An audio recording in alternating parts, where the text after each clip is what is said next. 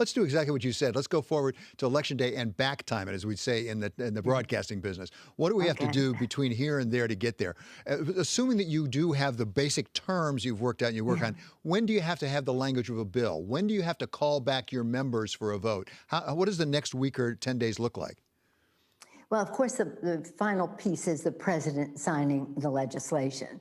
And for that to happen, it not only has to pass the House, but it has to pass the Senate. And you know, we're getting mixed messages. The Senate's saying one thing, the president says he wants to spend more money than I do.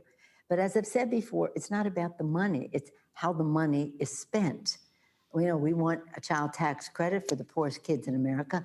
They want to retain a tax net operating loss benefit for the wealthiest people in our country. And we're saying, well, you know, how do we reconcile that? Which was in the CARES Act, right? That was actually in the CARES Act. The CARES, and we take it out, and they're insisting on keeping it in. So as I say, it's never, not always just the price, it's the money and how it is spent.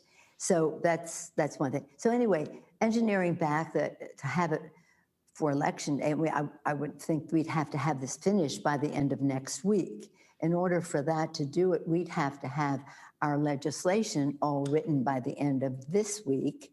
Then it's, you know, you have all your procedural 72 hours of review for the world to see, and then it would come to the floor, and then the Senate, you know, has different procedures, so it would have to be, but this is really to have it for, now I'm not, you know, we could still continue the negotiation. It might not be finished by Election Day. Right. It may be finished by Election Day, but I want it by the next Friday. See, I wanted it at a time where people could pay the rent. November 1st, rent day. Right. Let's see if we can't do that. If that's not possible, it doesn't mean that the virus should not still be crushed.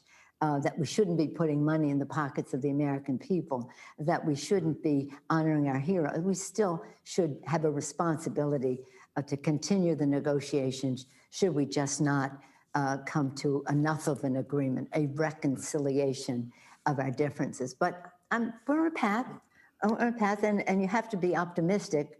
As I say, the Secretary and I say to each other, if we didn't believe we could get this done, why would we even be talking to you?